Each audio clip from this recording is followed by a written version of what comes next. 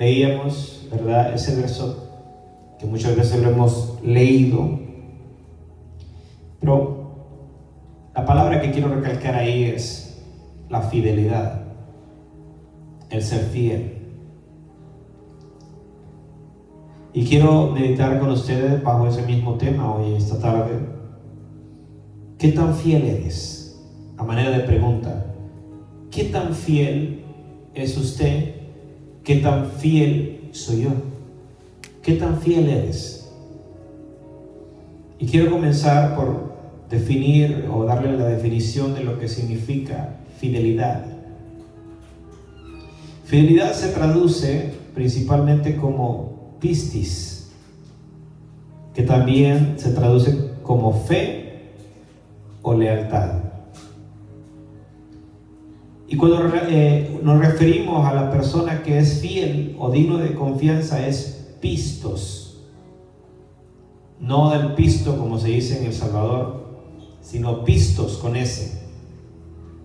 Se refiere específicamente a una persona que es encontrada fiel en algo. Y también en el latín, esta palabra fidelitas significa servir a un Dios, pero en minúscula. Es una característica de quien es leal, en quien se puede confiar, creer, porque es honesto y respetable. Una persona fiel en latín.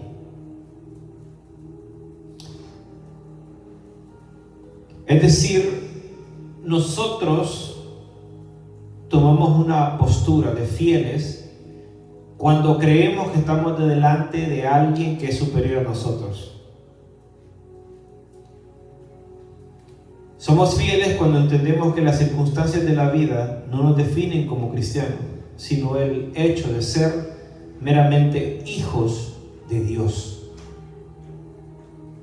O sea que la fidelidad no tiene que ver con nuestro entorno, tiene que ver con nuestro corazón. La fidelidad va más allá de lo que nosotros aprendimos un día y tiene que ver con lo que hoy tenemos que recibir de parte de Dios, ser instruidos, ser educados en la palabra de Dios.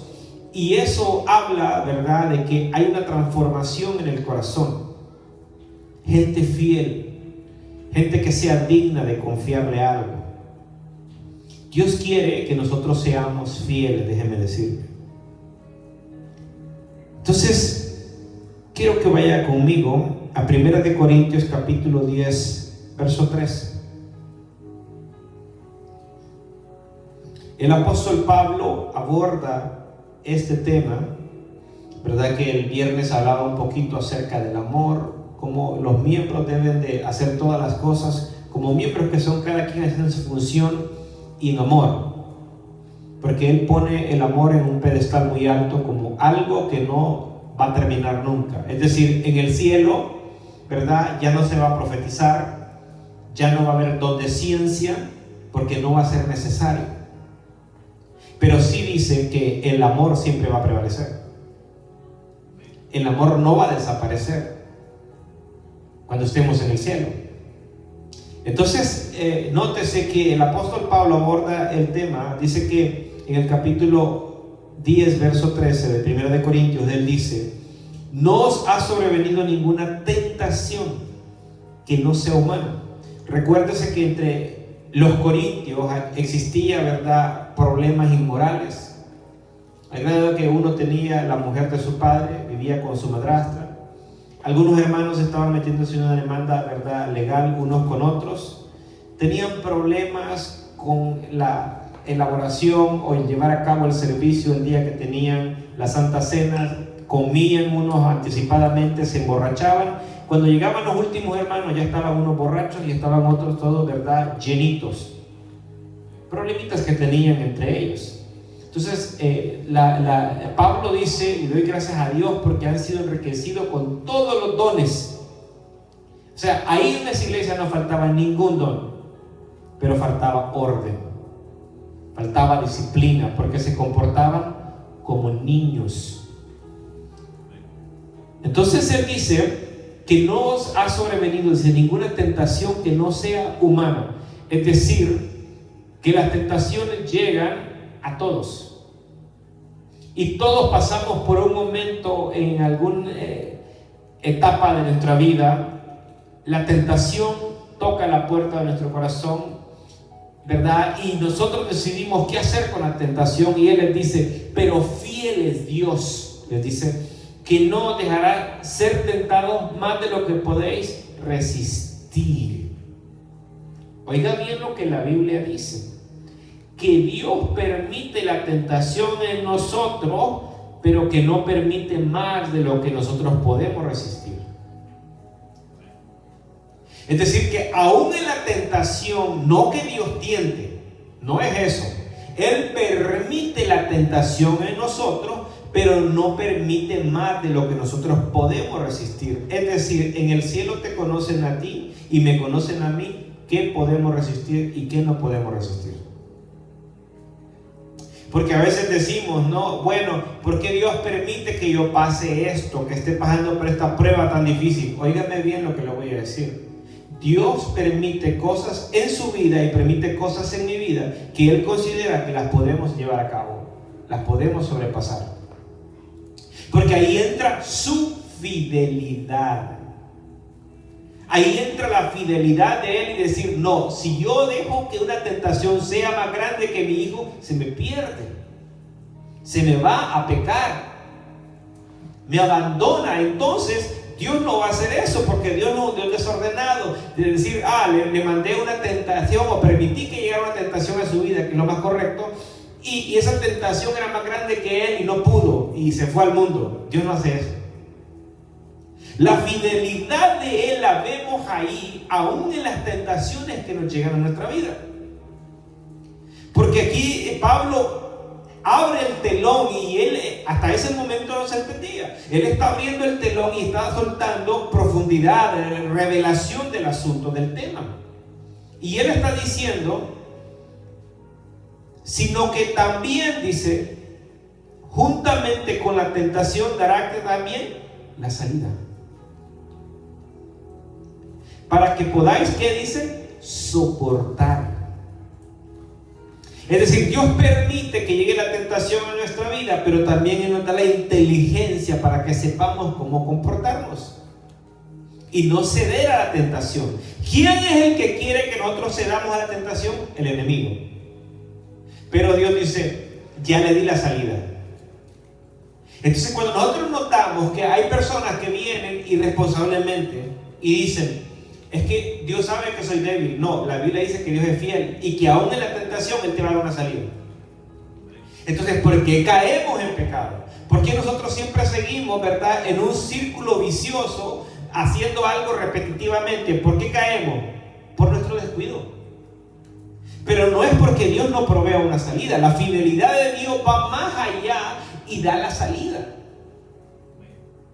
Entonces, cuando alguien pone como argumento decir, es que soy carne, pastor, es que yo soy débil y por eso yo le fallo a Dios y por eso caí, por eso le fui infiel a Dios.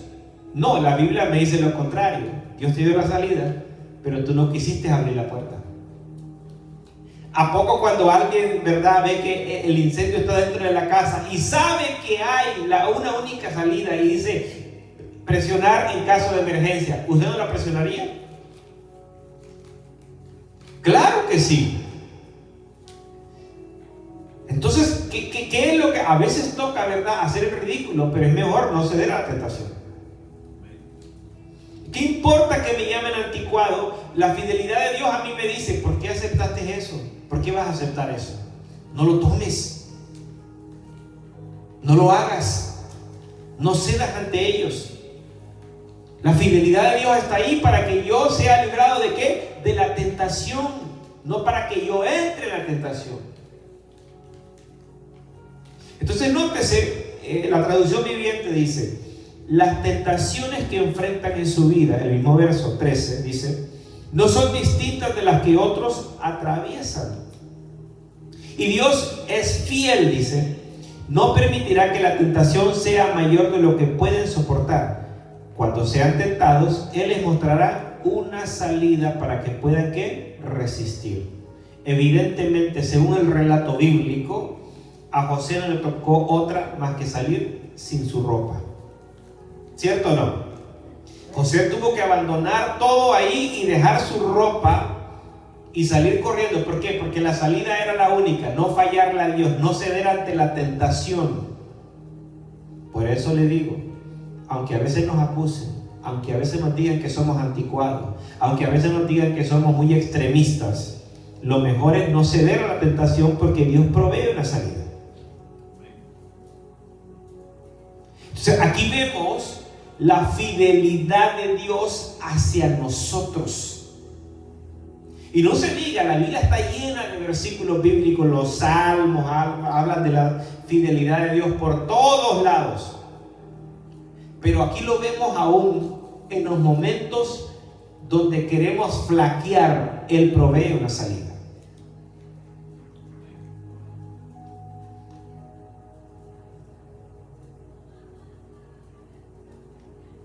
Mateo capítulo 25, versos 22 al 27 dice, se lo leo.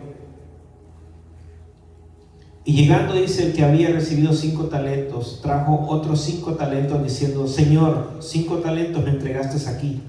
Aquí tienes, he ganado otros 5 talentos sobre ellos. Y su Señor le dijo, buen siervo fiel. Sobre poco has sido fiel, sobre mucho te pondré. Entra en el gozo de tu Señor. Llegando también el que había recibido 2 talentos, dijo, Señor, 2 talentos me entregaste, aquí tienes, he ganado otros 2 talentos sobre ellos. Su Señor le dijo, bien, buen siervo y fiel, sobre poco has sido fiel, sobre mucho te pondré. Entra en el gozo de tu Señor. Pero llegando, dice la Escritura, también el que había recibido 1 talento. Oiga bien lo que dice, nomás le dieron 1 talento. Le dice él, Señor, te conocía que eres hombre duro, que ciegas donde no sembraste y recoges donde no esparciste, por lo cual tuve miedo y fui y escondí tu talento en la tierra, aquí tienes lo que es tuyo. Respondiendo su Señor le dijo, siervo malo y negligente, sabías que siendo ciego donde no sembré y recojo donde no esparcí, por tanto debía de haber dado mi dinero a los banqueros y al venir yo hubiera recibido lo que es mío con los intereses. Aquí hay algo bien interesante. La pregunta es, ¿el contexto nos dice que Dios ciega donde no sembró? No, Dios se lo dio primero. El contexto, y Dios le responde de la misma forma. El siervo malo, negligente, ¿por qué si sabías que ciego donde no sembré, no lo diste a los banqueros y recojo donde no esparcí? ¿Por qué no lo diste a los banqueros para que ganara intereses? Porque Dios le responde de acuerdo al argumento que está usando para excusarse. No fue fiel. ¿A cuánto les ha costado aprender a manejar? Y esto está hablando, ¿verdad?, de dinero que les puso en las manos. No está hablando de dones, porque se puede aplicar también en la práctica al don que Dios le dio a usted.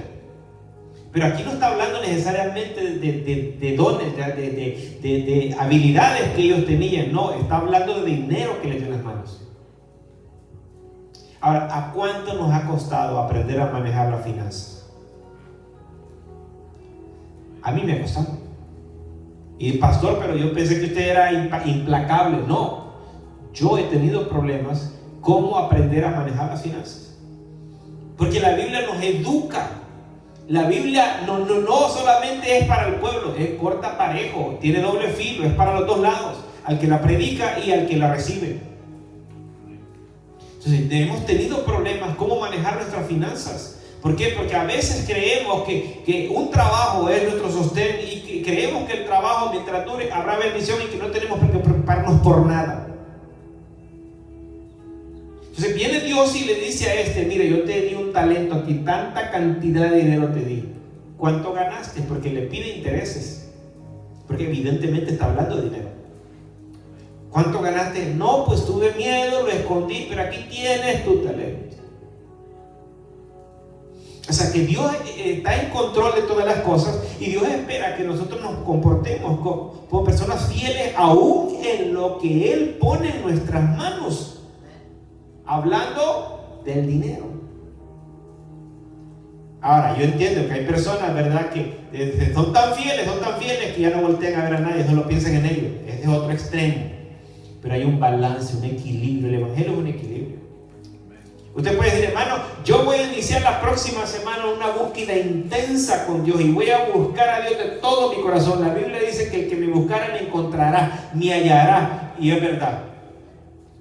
Pero si usted todos los días está orando, todos los días, ¿verdad?, se enfoca a orar y no voy a ir a trabajar, voy a quedar orando todo el día, 24 horas voy a orar, déjeme decirle, usted va a crear un desbalance en su vida. Usted va a crear un desbalance porque primero le van a llamar del trabajo y le van a decir, ¿qué pasó? ¿Por qué no se presentó? Es que estaba orando. Eso no es excusa. O sea, tiene que haber un equilibrio en nuestra vida. Y hermano, me voy a meter en una búsqueda intensa y voy a meterme 40 días de ayuno. Si usted no aguanta ni media hora, ni aguanta ni 3 horitas, 4 horitas que ayunamos, 5 horitas que ayunamos cuando venimos al ayuno, imagínese que va a aguantar 40 días. El cuerpo se tiene que preparar con anticipación, irle dando, ¿verdad?, aumentándole el tiempo de ayuno, pero poco a poco. Después van a llamar, que el hermano quedó privado en su cuarto y tuvieron que ir a romper la puerta a los bomberos porque no lo podían sacar, estaba desmayado. Y apenas en el 3er día, no, imagínense, no alcanzó ni 20 días y ya quedó privado. Tiene que haber un equilibrio en nuestras vidas. Porque, ¿verdad?, si nosotros no cuidamos lo que Dios pone en nuestras manos, vendrá el día malo. Y, ¿verdad?, hablando de los días, un día un hermano se juntó con otro hermano y le dijo, yo en las familias días yo no confío para nada. Y le dijo, ¿por qué, hermano?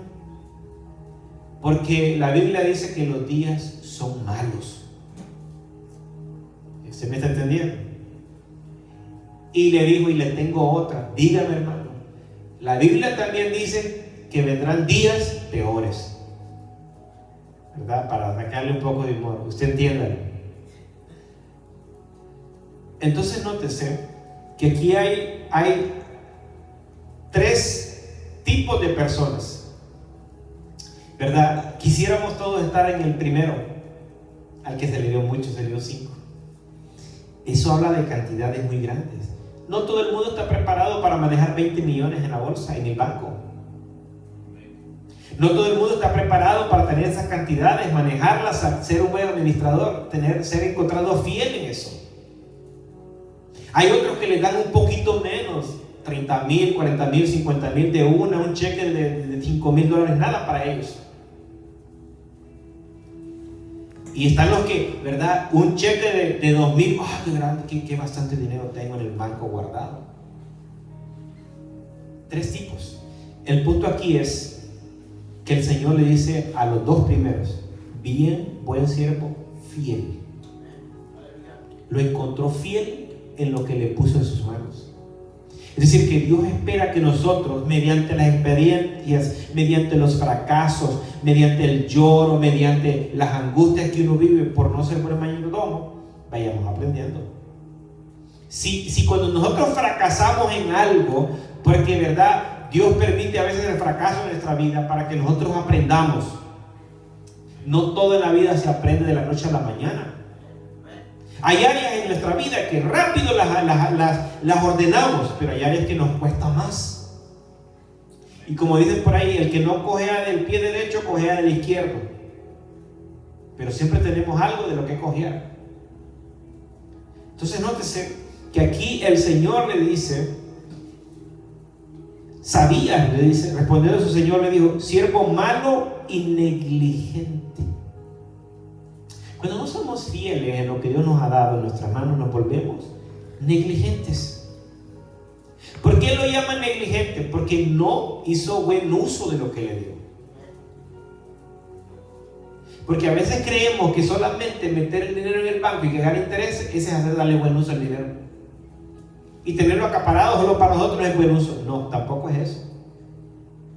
En el Evangelio es bien distinto. Porque en el Evangelio, el que no siembra, no cosecha. Y a veces queremos grandes bendiciones de Dios sin dar nada. Entonces, en el Evangelio hay otros parámetros que mueven las leyes, ¿verdad?, espirituales de Dios. Si encontramos ya, ¿verdad?, la fidelidad de Dios, cómo Dios es fiel aún en la tentación. Y luego Dios pide de nosotros, ¿verdad?, que seamos encontrados fieles en lo que Él nos pone en nuestra mano. Ahora el tema es, ¿qué tan fiel eres? Proverbios capítulo 20, verso 6 dice: muchos hombres proclaman cada uno su propia bondad, pero hombre de verdad, ¿quién lo hallará? La traducción viviente dice: muchos se dicen ser amigos fieles. Oiga bien cómo lo dice, fieles.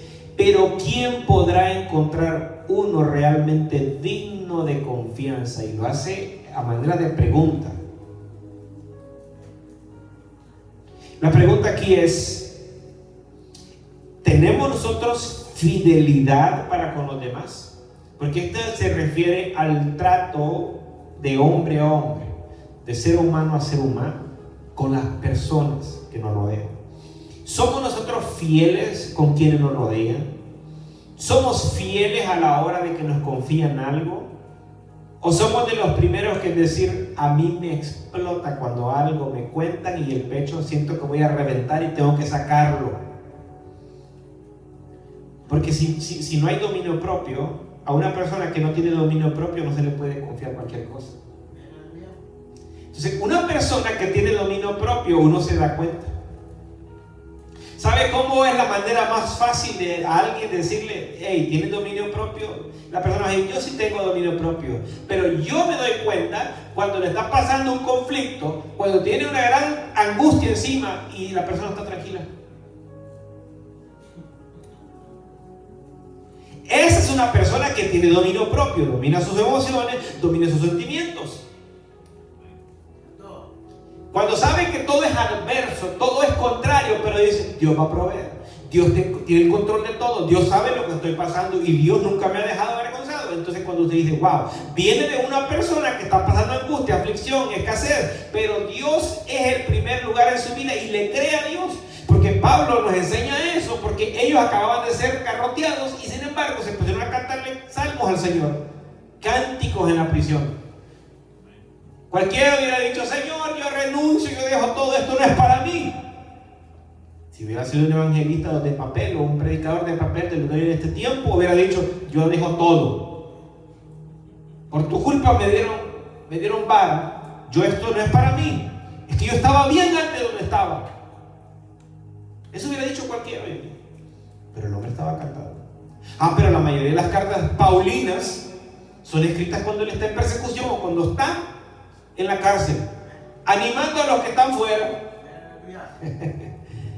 Qué bonito, ¿no?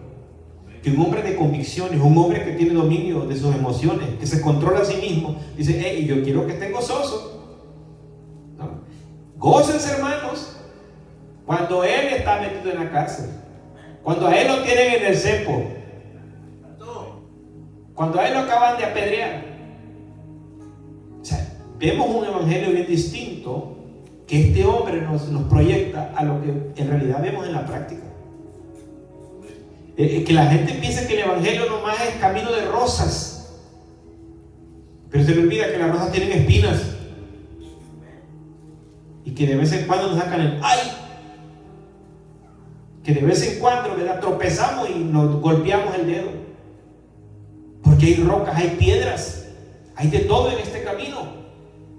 Gente que un día nos dijo, mira, yo soy tu amigo, y de pronto habló mal de nosotros. Hello. Hay personas que dicen, yo voy con usted, pastor, hasta el final, ok, pero después nos dejan y dicen, ese pastor es lo peor, ese pastor es malo, ese pastor solamente se inclina por uno, a mí no me hizo caso nunca, a mí nunca me dio atención, ese pastor no tiene visión. Comentarios así. por el estilo. Pero ¿qué dice? Hay quienes, dice Salomón, se dicen ser amigos fieles, pero ¿quién podrá encontrar uno realmente digno de confianza? La pregunta es, ¿qué tan fieles somos nosotros con el prójimo? O a la primera de cambio, cuando me hablan mal de Oscar, yo digo, sí, Oscar es un tremendo. Si Oscar es un bandido, él no pierde oportunidad, cada vez que puede te explota. No, eso no es ser fiel. Imagínense que el pastor se exprese de esa manera con gente, sobre todo con gente que ni cristiana es. Pero ese tipo de comentarios a veces se oyen entre cristianos hablando con gente no cristiana y dice, es que fulano es así. Y se lo comen vivo. Dice mi hija, a mí no me gusta el sushi, dice mi hija. Nos pusieron, dice, porque como se va a graduar, ¿no? la pusieron a hacer sushi, a hacer los rollitos y todo. ¿Te gustó? No, papi, no me lo comí, dice. Y le digo, ¿por qué? Porque es carne cruda. Y hay gente que le gusta comer carne cruda. ¿Se come cruda el hermano? ¿Por qué? Porque no han entendido que debemos de ser fieles, sobre todo si es un hermano tuyo de la iglesia, de tu misma congregación. ¿Por qué lo vas a andar dándole de puñaladas por la espalda? Por eso el tema es, ¿qué tan fiel eres? Porque nosotros entendemos que el mismo Jesús, ¿verdad?, fue traicionado por Judas. Está bien, la Biblia lo dice, y la Biblia ya lo hablaba que tenía que ser así. Pero la voluntad de Dios no es que entre hermanos estén dándole puñaladas por la espalda. La voluntad de Dios no es que entre hermanos estén criticando, estén censurando, que estén, ¿verdad?, murmurando a espaldas. Porque hay gente que a los pastores, varón, siervo de Dios, y verdad, lo saludan y bien bonito, pero cuando da la vuelta, no, ese varón es así, y se lo comen. ¿Qué tan fieles somos con el prójimo? Ya vimos, Dios es fiel, que aún en las pruebas Él está con nosotros, en las tentaciones. Encontramos que Él demanda fidelidad nuestra en lo que Él pone en nuestras manos. Pero ahora en el trato, nosotros con nuestro prójimo, ¿qué tan fieles somos? ¿Somos capaces de guardar, verdad, lo que nos confiaron un día y no andarlo divulgando con medio mundo? ¿O somos infieles? Somos encontrados infieles. La gente se nos acerca para que nosotros, verdad, le escuchemos al menos, porque dicho sea de paso, a veces los pastores no tenemos la solución para cambiarle los problemas a alguien, pero con escucharlo hacemos bastante. Porque a veces la persona está que necesita que alguien le oiga, que le escuche, que le dé el tiempo para poder desahogarse, y eso ayuda a que la persona se sienta mejor. Pero en esta plática, en ese abrir el corazón de la persona, ¿nosotros somos fieles o somos infieles? Porque la gente que dice, bueno, el pastor es una persona digna de confianza, los líderes son dignos de confianza, qué bueno que digan eso. Pero ¿qué pasa cuando al pastor le cuentan algo y viene y lo cuenta en el púlpito?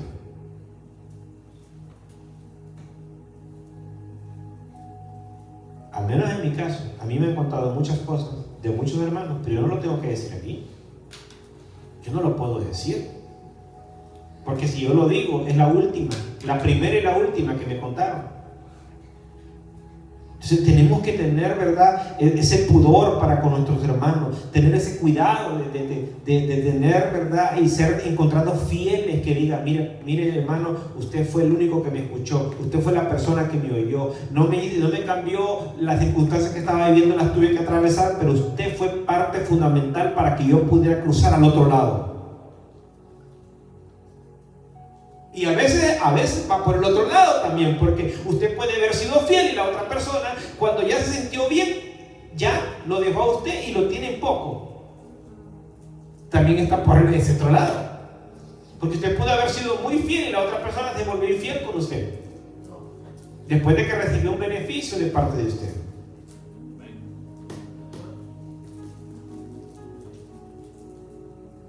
No se solamente de hablar, yo soy fiel, mire, cuéntenme a mí las cosas. No, se trata de que en la práctica lo hagamos. Y que la gente diga, no, él es digno de confianza, ella es digna de confianza, yo le puedo platicar algo, ¿verdad? Y esta persona es una tumba. No anda divulgando nada. No se lo cuenta a los demás. Entonces, ¿cómo somos nosotros en el trato los unos con los otros? ¿Somos fieles? ¿Somos capaces de poder lidiar con las flaquezas de otros? Porque déjeme decirle, cuando alguien le abre el corazón a usted, usted se da cuenta de las flaquezas de la persona. Y la gente inmadura, cuando oye flaqueza, dice, esto lo voy a usar más adelante cuando se porte mal conmigo, y ahí lo voy a usar. ¿A alguno de ustedes le ha pasado en alguna ocasión que usted contó algo y esa persona cuando se enojó con usted se lo sacó en cara? A mí me ha pasado. A mí me pasó. Yo dije, jamás te contaré nada. De mí no volverás a saber nada. ¿Por qué? No porque lo odie, no. Yo interactúo con esa persona todavía. Pero yo dije, de mi parte no vas a recibir nada íntimo mío. ¿Por qué? Porque hay personas que cuando explotan, sacan toda la luz. ¿Por qué? Porque no han crecido en dominio propio. Porque no son encontradas fieles. O sea, una persona fiel es alguien que tiene dominio propio. Si no tiene dominio propio, ni le intenta. Ay, pero se ve bien el hermano, se ve que es bien digno de confianza, sí. Pero si no se sabe dominar, no le confíe. No le confíe. Porque una persona, cuando no tiene dominio propio, se descompone fácilmente. Le dan una mala noticia y ya está tirado ahí llorando, deprimido. Entonces, un hijo de Dios no se puede descomponer así. Yo entiendo una persona que apenas se convirtió al Señor y tiene unos meses en el Evangelio, es cierto. Esa persona hay que tolerarle un poquito porque todavía es inexperta. Pero una persona que tiene años ya debe tener una postura más sólida, más estable a la hora de que recibe buenas noticias y también a la hora de que recibe buenas noticias. Hay personas que nomás cuando les dan buenas noticias son estables. Pero déjenme decirle que el dominio propio se ejerce aún en las buenas noticias. Porque si nosotros no estamos bien parados sobre la roca, que es nuestro Señor Jesucristo, nos descomponemos y se nos sube aquí el orgullo. Por un lado, en la angustia, en la tormenta, ahí, ¿verdad? Humillados. Entonces, si no tenemos dominio propio, nos descomponemos y empezamos a hablar cuanta cosa. Yo dejo todo, yo no quiero nada más con esto no es para mí, antes estaba mejor. Pero por otro lado, cuando llega la bendición, también hay que tener dominio propio. Hay que ser humilde. Pero el punto aquí es mi fidelidad con otros. ¿Quiénes pueden decir que yo soy fiel en eso? Los que me confiaron algún día y no lo han oído de otros oídos, de otras bocas, perdón. Porque cuando usted dice, yo le conté eso al hermano, en una ocasión,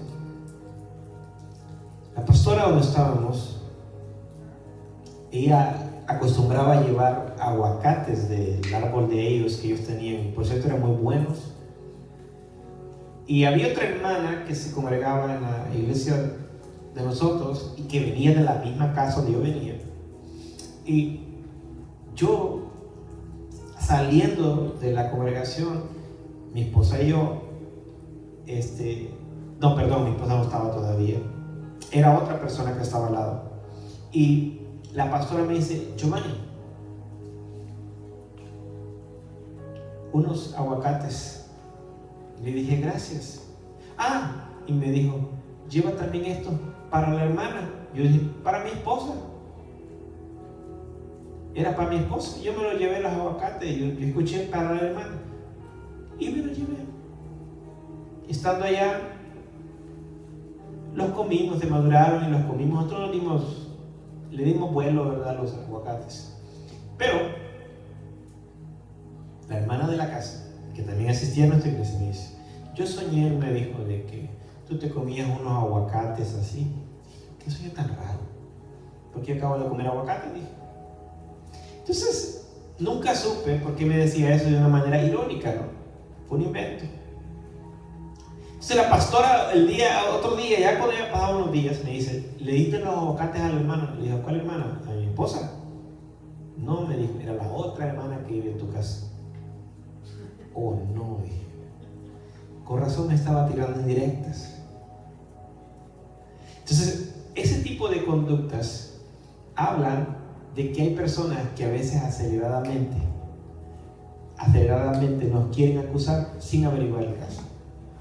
Todo el mundo entendió cuando a mí me dieron los aguacates que eran para mi esposa. Pero no, la hermana pastora me los dio para que se los diera la otra hermana que vivía en la casa. Es una confusión. Pero se da cuenta que cuando nosotros no tenemos verdad dominio de nosotros mismos, luego decretamos juicio. Me robó los aguacates. El hermano anda en esto, la hermana anda en esto. Cuán importante es que tengamos paciencia, ¿no? Y como a veces luego decretamos y decimos esto, somos bien prejuiciosos. Luego esto pasó, esto sucedió. ¿Verdad que a veces es bueno serenarnos mejor y decir, no, vamos a esperar que se aclare este asunto? No vamos a hablar algo antes de tiempo, no vaya a ser que esté equivocado. ¿Verdad que a veces necesitamos crecer en eso? Pero a veces bien rápido se nos hace bien fácil decir, no, pues esto es lo que pasó. ¿Usted le consta? No, yo pienso que así es. No ande pensando, no ande suponiendo. ¿Verdad que tienen el don de la sospecha? No, eso no existe en la Biblia. Pero hermanos que todo el tiempo ejercen el don de la sospecha, no sirve de nada eso. Entonces, lo que tiene que haber aquí es un trato que yo a mi prójimo lo haga sentir, yo soy fiel, yo confío en mí, yo te voy a ayudar, yo te voy a apoyar, yo voy a estar ahí para ti. Fieles en nuestro trato con nuestros hermanos. No podemos ser infieles, porque si un hermano se da cuenta y dice, hermano, yo lo voy a ir a visitar ahorita que está enfermo, usted lo voy a ir a ver. Está bien, hermano, yo lo espero, amén. Pero usted se da cuenta que ese hermano a última hora le cancela y dice, hermano, tuve una emergencia, no voy a poder llegar. Está bien, hermano, aleluya, no se preocupe. Pero después usted se da cuenta que al otro hermanito si va y lo visita y rompe la agenda para ir a visitarlo. La pregunta, ¿cómo se siente ese hermano que se siente puesto a un lado? ¿Siente que esa persona no es fiel? ¿Siente que esa amistad no es genuina? Porque para otros tiene tiempo, pero para él no. Hasta cierto punto es acepción de personas. Si usted dice, yo soy amigo suyo, entonces considere que el ser amigo implica mucho. En todo tiempo ama al hermano ese, y es como un amigo en que en tiempo de aflicción o en tiempo de angustia. Es decir, el amigo verdadero que es fiel está en todo tiempo a su lado, cuando las cosas van bien y cuando las cosas van mal. Yo mencionaba el viernes que hay gente que a veces nos acerca para sacar provecho de nosotros, pero hay gente que genuinamente se acerca a nosotros. Quiero extenderte mi amistad. La pregunta es, por una mala experiencia, ¿verdad? Podemos quedar marcados de por vida y yo nunca más vuelvo a confiar en nadie. Pero también podemos ser maduros y decir, no todas las personas son iguales. Amén.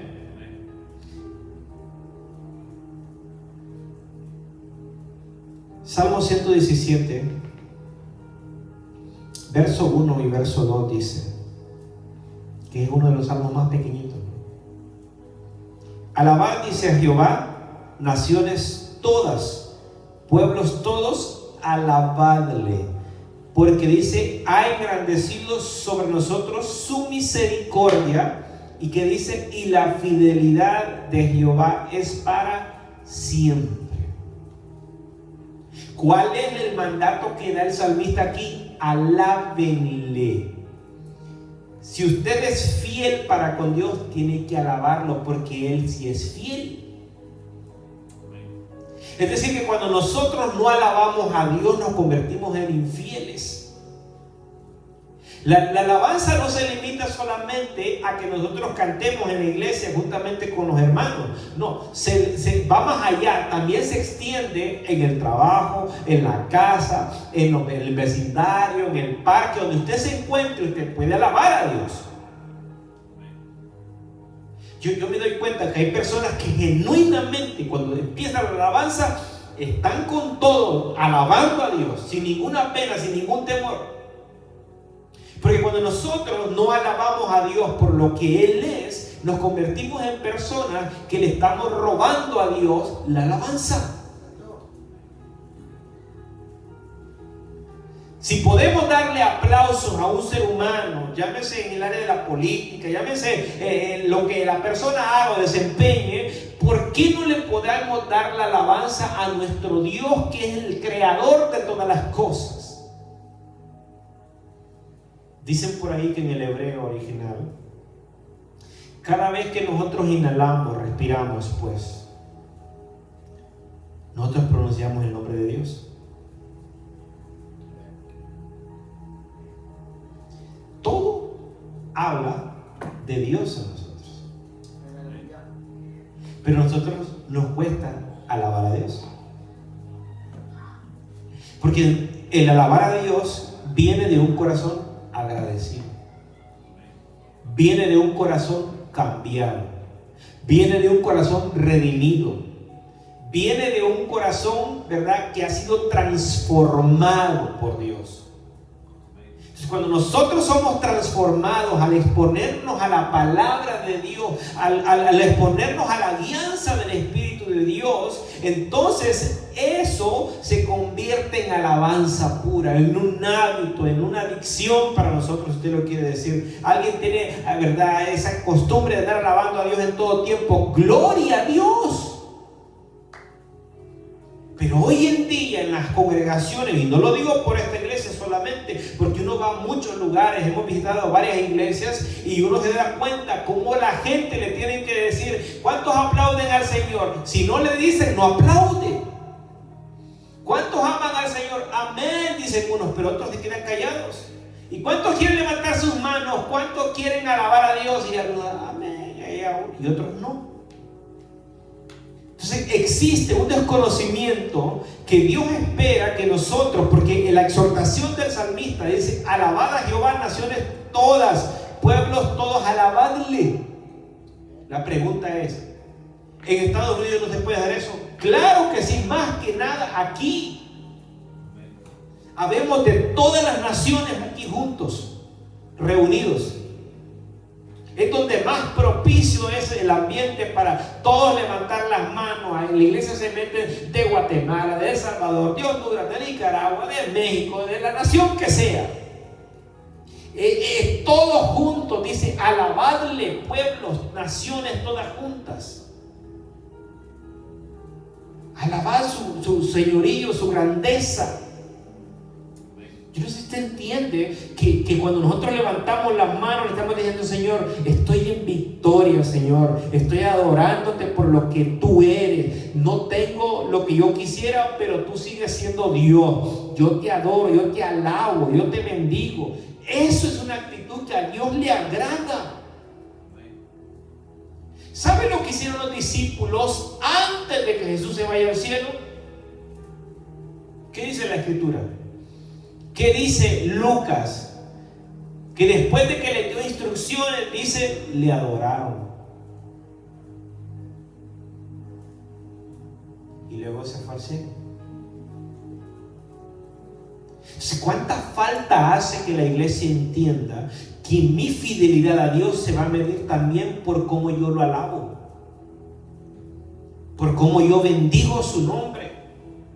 No es justo que nosotros, mi esposa me dijo: ¿por qué estabas en el teléfono el otro día? Es que el hermano me estaba hablando, se estaba comunicando conmigo el pastor, porque teníamos la campaña, ¿verdad? Y fue por ese motivo. Pero por lo contrario, no me gusta estar en el teléfono. Yo lo dejo ahí y lo pongo ahí, y el otro lo traigo aquí. Entonces, ¿por qué? Porque no quiero estar en eso. Si es a leer la Biblia, leer la Biblia. Pero se ve mal que nosotros como hijos de Dios estemos a la hora de la alabanza en el teléfono. Yo entiendo, hermanos, que a veces hay una llamada de emergencia del trabajo. Yo los entiendo. Porque si usted es un líder en su compañía, es un mayordomo, es un supervisor, usted tiene que contestar el teléfono en todo tiempo. Yo entiendo eso. Pero no todo el tiempo podemos estar en el teléfono, sobre todo cuando se está alabando a Dios. Porque eso lo está mirando Dios, la fidelidad de Dios. Imagínense que los ángeles hacen reverencia delante de Dios, los querubines y los serafines, y nosotros en el teléfono. Entonces tiene que haber fidelidad hacia Dios y decirle: Señor, yo quiero ser encontrado fiel porque te alabo, porque te bendigo. No me importa lo que me digan, si me descompongo, como dice el canto, ¿verdad? Voy a perder la compostura delante de Él. Porque David fue un loco, fue una persona, ¿verdad?, tenida en poco por su misma mujer. Cuando lo vio, ¿ya te miraste cómo andas haciendo el ridículo? Entró, dice, danzando, se despojó de sus ropas reales y entró danzando porque el arca, la presencia de Dios, venía a su ciudad. Y él hizo el ridículo aparentemente delante de su mujer, pero para Dios fue cosa agradable. Dios lo recibió. ¿Usted cree que Dios no se agrada cuando Él mira a un hijo o a una hija que se pone a adorarlo, a glorificar a su nombre, levantando las manos? Porque esto no tiene nada que ver con lo que tenemos o lo que no tenemos, con lo que Dios nos ha contestado o no nos ha contestado. Dios sigue siendo Dios. Si lo entendemos o no lo entendemos, el proceso, Él sigue siendo Dios. Y mi fidelidad es medida por eso. Y los ángeles descienden para ver el servicio. Y miren, allá está uno en el teléfono. Y ese reporte lo llevan para arriba. Y allá estaba uno platicando. Y allá estaba uno con los niños jugando. Y allá estaba otro haciendo esto. Y allá estaba otra hermana mirando para arriba y no estaba adorando. Y todos lo ven. O estamos como en los días de Eliseo y Jesse. Que Jesse miró y le dijo: mira, profeta, estamos rodeados, estamos sitiados, es nuestro fin. Y le dijo: ¿no te has dado cuenta, Jesse, el ejército que está con nosotros, que son más ellos que el enemigo? Y le oró a Jehová, dice, y le dijo: ábrele los ojos a este hombre para que vea quiénes están de nuestro lado. Y cuando le abrió los ojos Dios, empezó a ver el ejército, carros de fuego y hombres de a caballo. Se da cuenta que cuando venimos a adorar a Dios, los ángeles ya están aquí esperando. Ay, dirá alguien: no, eso no es cierto, pastor. Bueno, lea la Biblia. Aquí no se viene a bailar rock and roll. Aquí no venimos a bailar reggaetón. Venimos a adorar a Dios. Venimos a recibir su palabra. Entonces, si venimos a eso, Él se interesa por todo lo que es de Él. Es su iglesia. A Cristo le costó su misma vida. De todos los días, de la presencia de Dios salen miles, quizás millones de ángeles para venir a la tierra y cuidar a los suyos. Dice la Biblia que son espíritus, dice Hebreo, ministradores a favor de los que han de ¿qué? Alcanzar la salvación. Fíjense, los ángeles le dice el Señor: mira, vete por aquí, ve ahí en esa dirección, allá en el freeway tal, va a haber un accidente, libra a mi hijo. Y ustedes se me van a la congregación porque ellos van a ir a adorarme a mí. Pero a veces a la gente le cuesta entender esto. Nos distraemos en cualquier cosa y le damos más prioridad a otras cosas antes que levantar nuestras manos y decir: Señor, aquí estoy, te adoro, gracias por el trabajo que tengo. Si usted supiera, cuando una persona pierde una pierna, ya no puede valerse por sí mismo. Cuando a una persona se le paralizan las piernas a causa de un accidente y ya no puede pararse, ya no puede ir a trabajar, y usted y yo estamos completitos, bien enteritos, bien sanos, y podemos levantar las manos y podemos cerrar nuestros ojos y podemos buscar su rostro, y a veces pareciera de que no entendiéramos estas verdades. Y decía David: una cosa he demandado, decía, y que esté yo en la casa de Jehová todos los días de mi vida, A David le gustaba ir a adorar a Dios, le gustaba ir a buscar la presencia de Dios. Y David profetizó. Hay salmos de él que hablan del Mesías. O sea, eso no viene así nomás porque a Dios se le ocurrió. No, es porque él estaba en la presencia de Dios. Imagínense si el mismo Saúl, que fue de corto periodo y fue un desobediente delante de Dios, pudo profetizar. Imagínese uno que dice Dios, es un hombre conforme a mi corazón.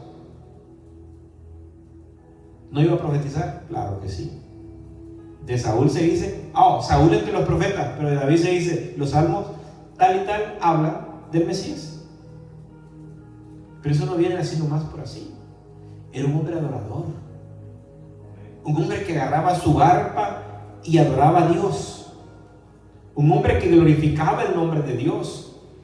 A tal grado llegó a perfeccionar tanto la técnica, la cantada y el arpa, que cuando él tocaba el instrumento, el espíritu malo que venía de parte de Jehová se iba de la vida de Saúl. Es decir, traía la presencia con él. Porque donde el Espíritu de Dios está ahí, por eso, un hombre ungido, una mujer ungida de Dios debe tener alabanza en su boca.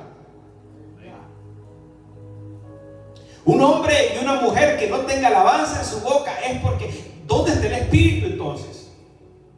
Esa es una pregunta que uno se debe de hacer. ¿Dónde está el Espíritu? La Biblia a mí me enseña otra cosa, que David entraba al lugar donde tenían a Saúl, hasta la recámara de Saúl, tocaba el instrumento y se iba el Espíritu. ¿Por qué?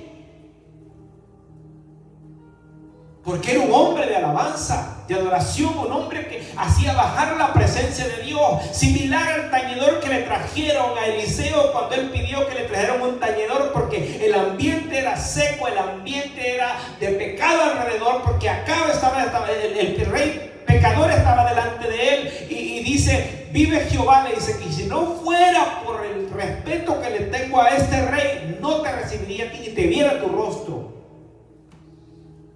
Y le dijo, tráigame un tañedor porque el ambiente es seco, es de muerte que alrededor. Y le trajeron un tañedor. Inmediatamente la mano de Jehová vino sobre Eliseo y profetizó. En la alabanza hay liberación. La alabanza desata el ambiente propicio para que el que viene aquí predique la palabra en un ambiente espiritual, en un ambiente propicio.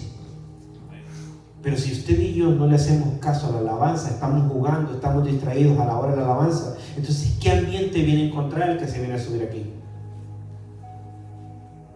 Mi fidelidad se demuestra cuando soy un buen adorador de Dios. Es imposible que un hombre de Dios tenga el Espíritu de Dios, una mujer de Dios tenga el Espíritu de Dios y que no tenga alabanza en su boca. Dice, están tristes, canten alabanzas, canten himnos. O sea, ya entiende usted lo que Pablo habla, y Pablo lo hablaba porque él lo vivía. Porque la prueba de eso es que en la cárcel él cantó y se cayeron los cimientos de la cárcel porque se vino un grande terremoto. ¿Se da cuenta el poder de la alabanza? Se da cuenta que muchas veces nosotros, ¿verdad? Dice que Josafat puso cantores, y cuando el Dios hizo estragos, cuando él puso cantores, iban a la guerra y puso cantores específicos y dijo, ustedes van a estar tocando los instrumentos, van a estar haciendo que la presencia de Dios se mueva. ¿Se imagina usted cuando la iglesia entiende eso y se ponen a adorar de verdad a Dios? Ahí se rompen las cadenas, se caen las ataduras. Si andaba algún chamuquito por ahí queriendo hacer desorden, se va huyendo porque no resiste la presencia de Dios.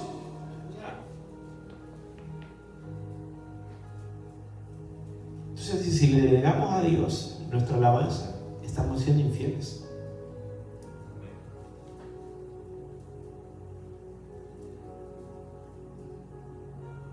Alabamos su misericordia, su grandeza, en todo lugar donde nos encontremos. Pero cuando venimos a la casa de Dios, venimos al templo, tenemos que adorarlo a una sola voz.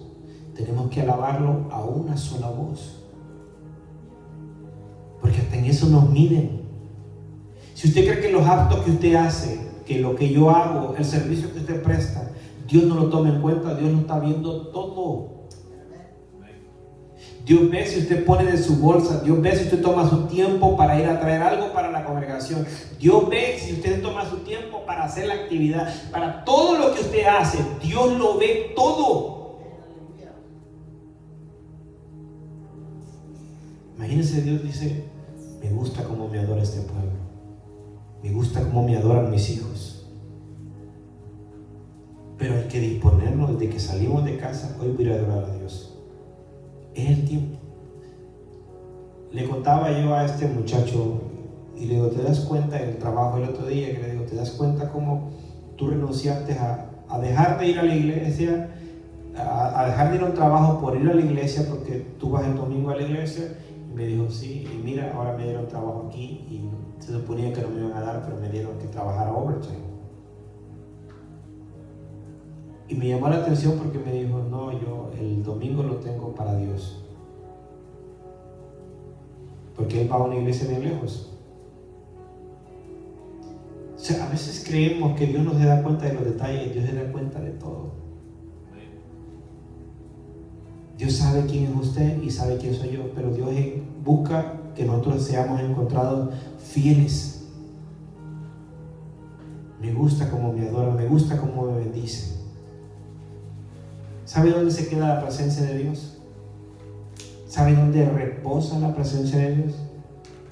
Donde se le abre la puerta. ¿Sabe por qué hay gente que ya no siente la presencia de Dios? Porque no alaban. Porque piensan que la alabanza es cuestión de sentir emociones, sentimientos. Es que no siempre escalofríos, pastor. No, alabe. Pase lo que pase, alabe. Glorifique a Dios. Dígale, Padre, te bendigo por lo bueno que eres. Te exalto.